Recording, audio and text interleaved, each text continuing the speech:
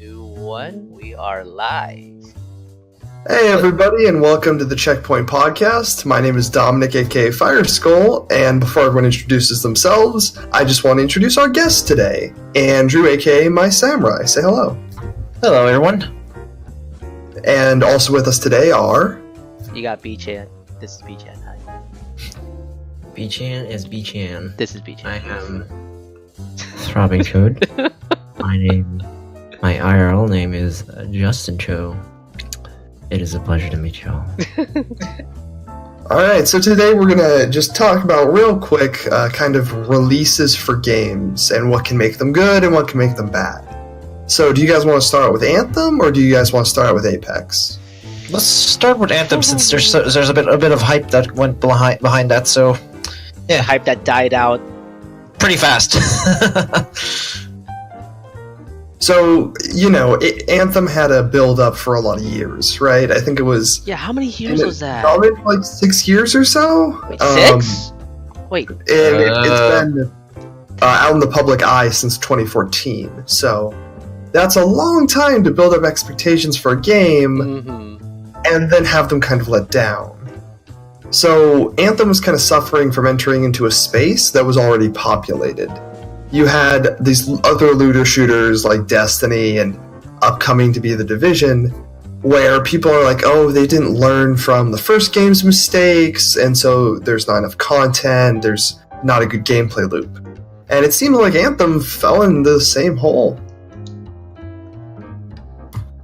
To a certain degree. To be fair, did Destiny really learn from their first mistake? And we don't know if Division's comparatively to the first game, I would tell you it's way better, but no, I don't think they actually learned from their mistakes. Well, I'm saying like when it released, actually, not the Destiny 2. When it released. Okay. Yeah. When Destiny 2 released, didn't learn from Destiny's 1. No, here's the issue with it. Destiny 2 was being developed at the same time that Destiny 1 Was it really? was being updated. Yeah. Yeah, it was. So there were probably like communication issues where they didn't fully relay what Destiny 1's patching process was to Destiny 2. So whatever they fixed in Destiny 1 might not have been basically conveyed in Destiny 2. They did state that the team that worked on The Taken King, which I think most people agreed improved Destiny 1, that those people were in charge of the design for Destiny 2. I'd say they followed a pretty good roadmap once they got their thing together. Basically, launch was pretty much just. I guess it was better just because they had the players focus on how the world works. So I guess it was focused more on just the story, since there was a lot of headache back in Destiny 1 because you have like this weird. I guess how would you say this? It's kind of like a you don't really know what's going on because everything is kind of stuck in lore, and the lore is always stuck in the online Grimoire cards, so you can't really read it while you're playing the game. That's right. So they have like a separate portal for that, and then everyone got confused. Like, so what is Destiny exactly? So I'm just guessing I'm fighting for this giant ball in the sky, which apparently was humanity's last savior or whatever, and now it's dead. So yeah. I remember when people would tell me about that. Like, I remember I had a coworker who told me about the story of Destiny 1, and he would tell me like, yeah, I had to go online and read all this stuff. Like, the game itself did not explain any of that at all. Like, it had a kind of a story, but it had nothing about the actual world building. Yeah, no, it had zero. It had zero on world building in game. But if you go outside of the game, then that's when it was very rich. Tells you. Right?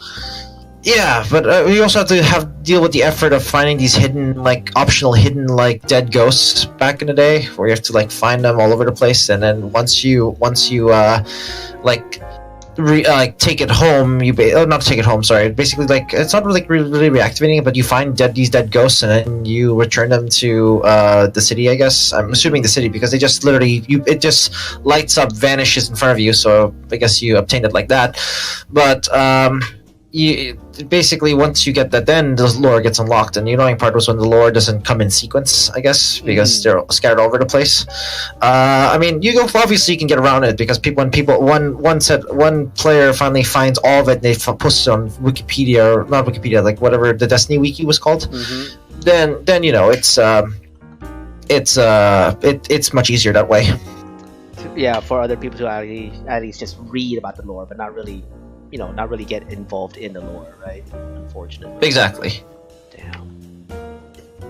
Well, I can say, as the sole Anthem player in its group right now, Anthem is definitely actually something. Well, I played the beta, if that counts. I mean, I played like a couple games. Oh. I just I like it by far the most out of the battle royales I've played. Oh no, Anthem, not Apex, Anthem. Oh yeah, I haven't played Anthem. No, yeah, I was gonna say at least from playing Anthem right now, world building wise, it is it's kind of hitting the same thing as a Destiny right now. Like it's explaining some of the lore in game, but it's all just through dialogue. Just dialogue, and otherwise it says, well, you can read more about the lore of Anthem by, checking out, getting these collectibles and all that stuff. Yeah. God, that's a shame. Journal. Yeah. Because, there's like these big colossal monsters in Anthem called Titans, and yeah, there's... yeah. So yeah, a lot of potential, but not necessarily used very well. Yeah, it's like there's no, I guess, story mission that kind of gets you involved in what the Titans really are. They're like, well, they're like, how do you say it? They're like, there's this guy doing research and he's getting attacked by Titans, so you have to go kill the Titan and save the guy. But let's focus on the guy's story, not the Titan story. That's what Anthem is doing right now. Yeah. Well, that's a shame. Anthem's not. For the amount of effort games AAA companies put into games, they seem to be a lot worse than smaller companies, smaller studios. It's ridiculous. I will say that Anthem's animation is pleasantly enjoyable. It might just also be because my recent experience with 3D animation in games has been very poor, and my bar is very low at the moment. Oof. So, do we want to pivot to Apex? Yes. Andrew? Well, obviously that had a good launch, unlike Anthem. Why do you guys think that is? Andrew? I'm sorry, I missed the question. What was it again? Why do you think Apex was a successful launch? To be honest, I think I guess the first one was the fun trailer. I guess because to be honest, I didn't really hear much about Apex until I saw that one trailer, and then I just started downloading the game. When was there was a trailer? It's like a cinematic one. I forget. Yeah, there's a. Yeah. It's I forgot when it got released. I just know it got released before the game launched, so that's kind of what caught my eye. Next thing I knew, I just read up about it, and I was like, oh, it's developed by Respawn, and they're responsible for Titanfall, and they just said it was a Titanfall-esque universe type of game. So that's kind of what kind of hit me because I played Titanfall 2, and I thought it was a really fun game. Oh. Yeah. I played it on one of my consoles. I think it was Xbox because I had a PS3 back then. But anyway, yeah. So I played it, and I thought it was amazing. So I thought that Apex would be a very promising, like Titanfall-esque game that had a great potential for battle royale. Oh.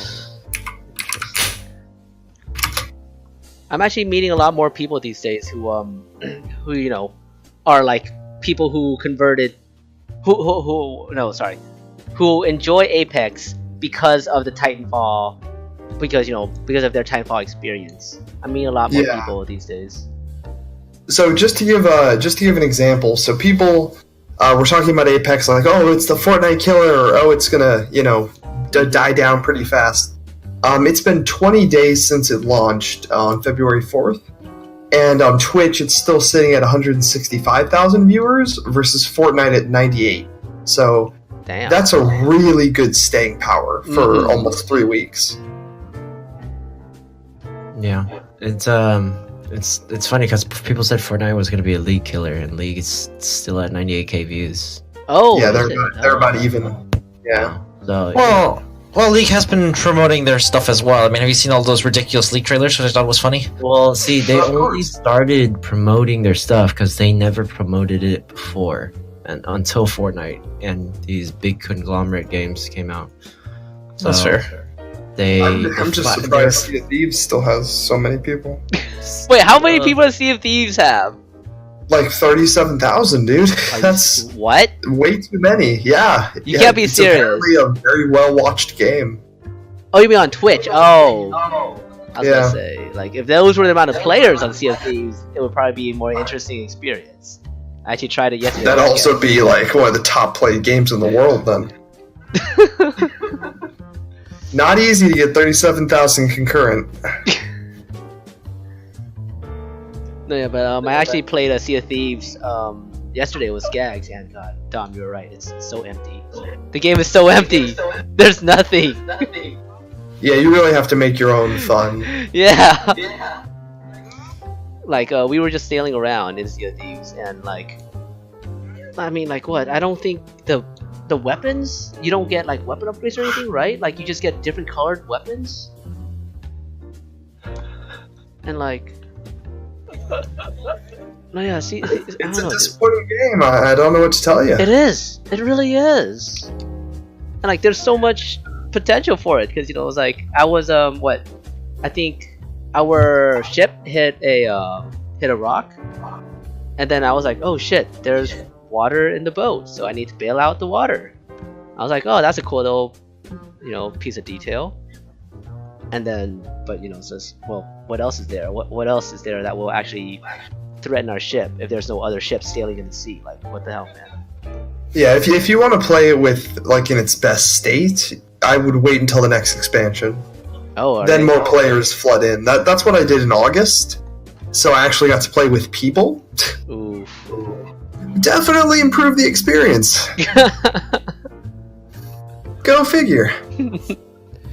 See, I was hoping that, you know, since the time you played in August, that they would have, you know, made the game more viable for, you know, for people like me and Skags who were just in our own little crew, where, you know, we could do more PvE stuff, but that still did not.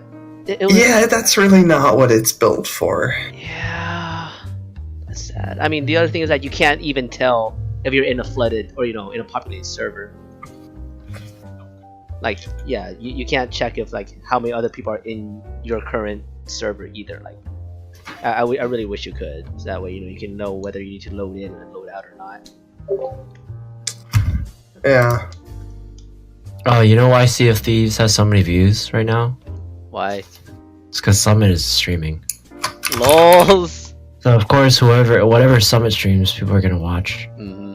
I'd guess the average would probably be like 10k.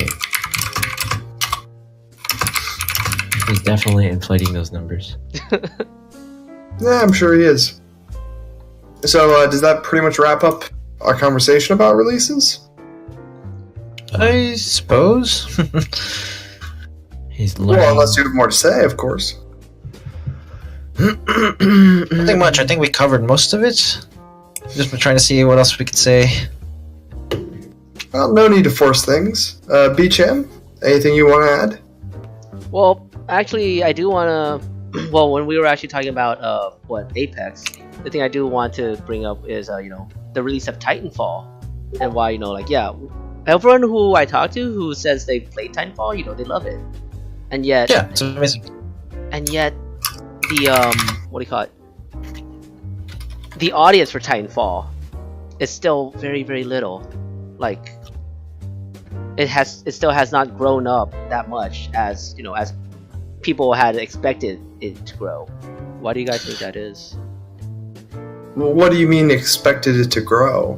Like, people expected, okay, you know, when Titanfall released, I believe it it got released with, you know, very little numbers, like a very little player base, because it came out with you know, it was competing with other big blockbusters like Overwatch and PUBG and stuff.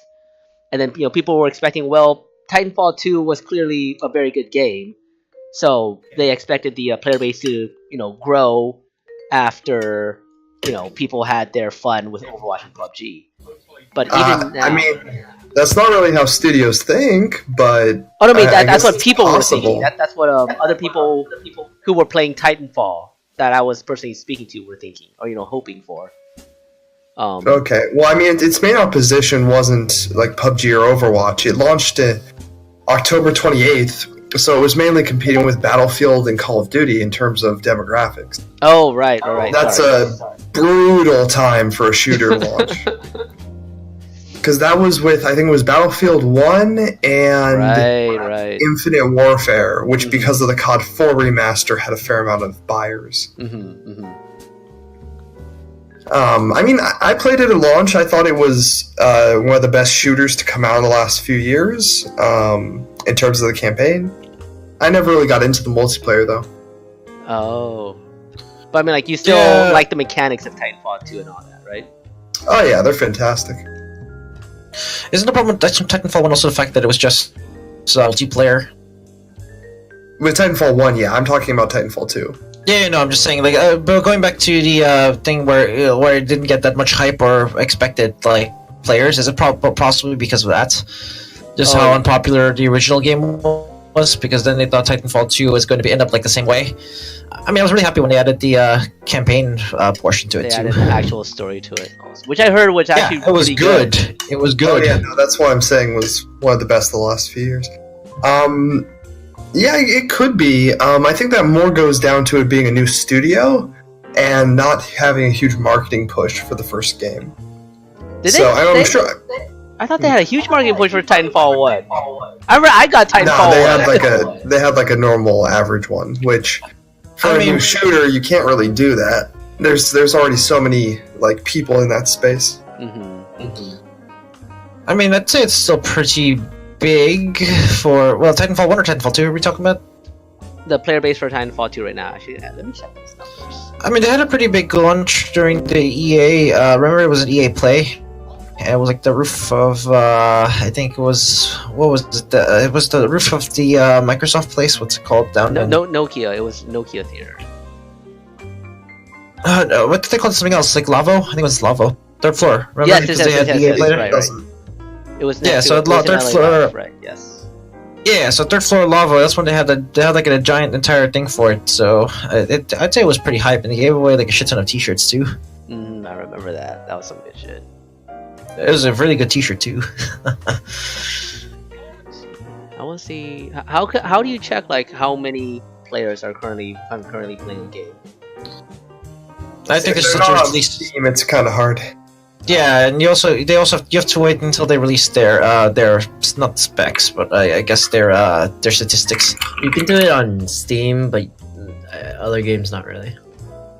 I mean, you can check Apex Construct and see if you can estimate from there. Okay, so PC as of mid last year had a couple thousand. Ooh, PS4 had about 4,000. Xbox One had about 6,000. For Titanfall 2, right? Damn. Yeah. I know, yeah. Which isn't that bad actually for a neglected game, but it's definitely bad for a big franchise. And see, that's what I find interesting. That like, a lot of people are drawn into Apex because they love Titanfall 2, and yet the numbers for Titanfall 2 are just, they're not reflecting that, I guess. How do you know that? I don't know that. I'm just saying based on. No, see, Brian, I think it's the other way around. From the discussion, people who have played Titanfall 2 are mildly disappointed at Apex Legends because it wasn't. The movement system similar to Titanfall 2, the way that they thought it would be. And the people who were interested in Titanfall 2 but never got the opportunity to actually play it because they heard all this hub and buzz about how Titanfall 2 players love their Titanfall 2 game. And they're like, hey, a game like Titanfall 2 has come out and it's free to play. I can finally try this game. So they play and they think it's an amazing experience because it's not like Titanfall 2 and it's not like what the Titanfall 2 diehard cultists think it is. So, yeah, it's kind of the other way around. It's not actually like, oh, a lot of people jumped on board because they were previous Titanfall 2 users. There weren't actually a lot of Titanfall 2 users to begin with, honestly. Right. Oh, okay. So they kind of spurred it, but they're not like the catalyst. They're definitely that's not what I meant. They spurred it, but they're not the bulk of the players. Right, not the primary audience. Exactly. I get what you're saying. According to VG 247's reporting, on Xbox One, Titanfall 2 moved from 60s and 70s most played game on Xbox One to the 37th. So it was a pretty big uptick with 8. And that's just on Xbox One. Oh yeah, I did hear about that. That's right. When there's a lot of people actually getting into Titanfall 2 now because they want to experience the rest of the universe and the original gunplay. That's actually really interesting. Well, yeah, when you peak at a couple million concurrent players, it's going to be insane. Like you're gonna get people on your other titles. It's just a matter of how many. Damn. I mean, good for a Respawn. Goddamn. Getting an old game to build their player base again. Yeah, and they'll have the Star Wars game that might release this year. Oh, what? See how it goes. Wait, Respawn's been working on a Star Wars game for a while. Which one? We don't know. Ooh. All we know is the title. Oh wait, this is the one that you and Chris were talking about earlier at some point? I forget what the title. Nope. Haven't really talked about it before. Oh, what's the title? It's Star Wars Jedi Fallen Order. Oh yes, you guys did mention that one. Yes. That's gonna be interesting. A still EA game, but now developed by Respawn. They just need to turn out some kind of Star Wars games. God, they've been sitting with that IP for so long. Well, Visceral fucked it up, or we're gonna have one from them. Man, I remember when they were still developing Battlefront 2, I saw a trailer for it, and they were like, "Yeah, we got all the pros from Battlefront 1 to come and try out the game and tell us, what they liked about Battlefront 1, and see what they want in Battlefront 2. And so we're gonna make Battlefront 2, a game where the pros will really enjoy it, where the fans will really enjoy it." I remember seeing that trailer. But I mean, I haven't actually played it myself. Have you guys played Battlefront 2? And what were your thoughts on that? Play what? On Star Wars Battlefront 2? Campaign was a 4, multiplayer was a 6. Oh, the space flying was an 85. So basically, the studio that made the space flight part, they did a great job. Everyone else fucked up horribly. It took a year and a half for them to be okay. I mean, are they okay? I mean, they're still not okay now, right? No, that's what I'm saying, is they're just okay right now. After all of that effort, they're still only fine. They're gonna add the Galactic Conquest mode. That might bring people back, but we'll see. Damn. Overall, it was a huge letdown for me as a Star Wars fan. I mean, God, what the are there even fun Jedi battles in Battlefront 2? No, the lightsaber combat is shit. Really? Shit. I remember that was one of the one of the more favorited combat modes in the original PS2 Battlefront 2, where people would just do Jedi on Jedi fights. God damn. Awesome. Back then, I remember trying to do Jedi and Jedi fights. It wasn't exactly as glamorous as you'd think it'd be. Oh no! I mean, I just had friends at least, who would just love to just do Luke versus Vader, or Maul versus Qui-Gon. They just enjoyed being able to choose heroes over and over and just duel each other. Okay, wait.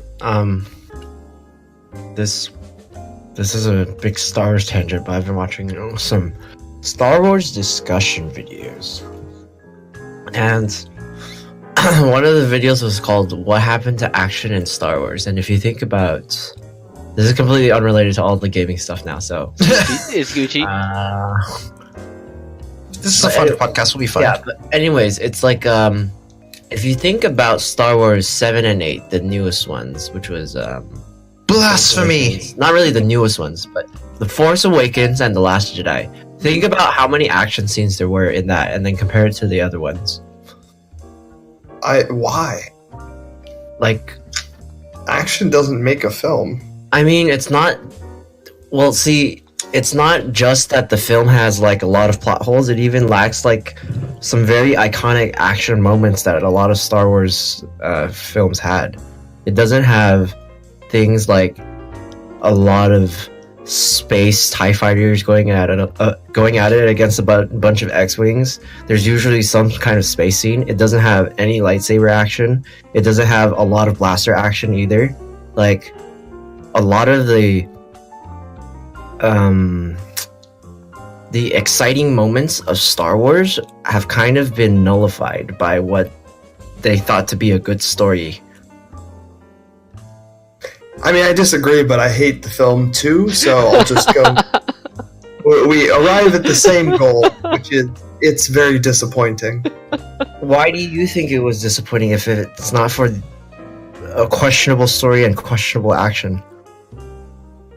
Well, let's start with the characters. Like, how much do you actually care about them? Like, I don't care about Finn going off into some random planet. Like, I haven't been given a reason to care. Same with Rey. It's like, okay, why are you delivering yourself to this person who has only, like, hurt people you care about? That makes zero sense at all. And then as far as action goes, I thought the stuff with the dreadnought, the throne room fight, the space battle, I thought those were good. I just thought the rest of the film was horrible. I did like the throne room fight. That was very cool to watch. Aside from the missing hand moment. One really weird thing about that though is that Rey kind of knows how to fight like by default with a lightsaber, even though she's been fighting with a stick her whole life. I talked about that more for critiques on episode 7, but I mean, it's not like that's what made the film bad. So yeah, it's like, I think it's small plot holes like that really add up and make this film a mess. Well, don't forget the lack of a satisfying conclusion. Like, that conclusion was really pathetic. The worst cliffhanger. And it's like, oh, we saved like 5 people. Woo! Yay! This calls for a celebration. Finn is in a coma, even though we don't care about him, but he's still in a coma. Yeah, and Finn's the rest of our heroes have no support. Luke got himself killed just being a distraction. Yeah, just being a distraction for these fuckwads that we don't care about. Like, Yoda was more impressive with his cameo than Luke was. Yeah. At least he called down lightning, like shit. All Luke did was hit his nephew a few times with his lightsaber. Good God. Someone mentioned that, like, a few of the spin-off movies, like Solo and Rogue One, didn't exactly, like, detract from the original Star Wars content. Like, it didn't actually make it worse, but these films did. Like, a lot of the previous characters were completely butchered. I don't like 7 or Rogue One. I do kind of mind Solo, and I hate Last Jedi. I partially agree. I haven't watched Solo. Yeah. I don't know. Tom, how was it?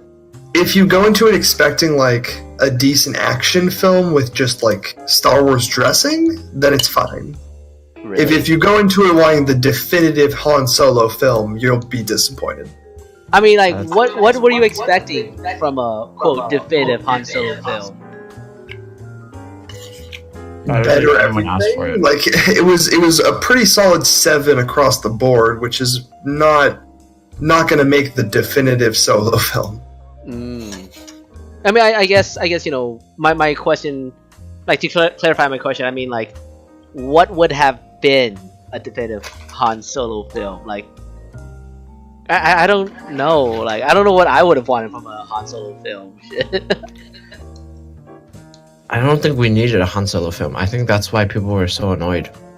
Oh. Just there because they wanted to milk it, really. I mean, I think people were annoyed because it was Han Solo and then it was a disappointing film. Lols. Like I said, if you go into it wanting a great Star Wars film about Han Solo, you're not going to have a good time. Oh. I went into it expecting an action film with Star Wars stuff around it, and it was fine. The only part that I would give more than a 7 out of 10 to was Lando's acting. I mean, Donald Glover did a great job. Donald Glover is a very talented man. That guy's too fucking talented. It's not fair. Was he? He Actor, can do everything. It's absurd. Comedian. It's crazy. Dude can dance, sing, rap, do comedy, act. Like, shit, dude. Leave some talent for the rest of us. Damn. I mean, he did not. He did not land the. He did not land live action Spider-Man though. So there's still that. He does have anime Spider-Man though. So he hasn't hit in the live peak action yet. Spider-Man. He is in live action Spider-Man. as Miles' uncle. Man, So unfortunately, that means he won't be Miles, but we'll survive. I mean, Spider-Verse is a far better film, so just saying. was he in Spider-Verse by the way? No, right?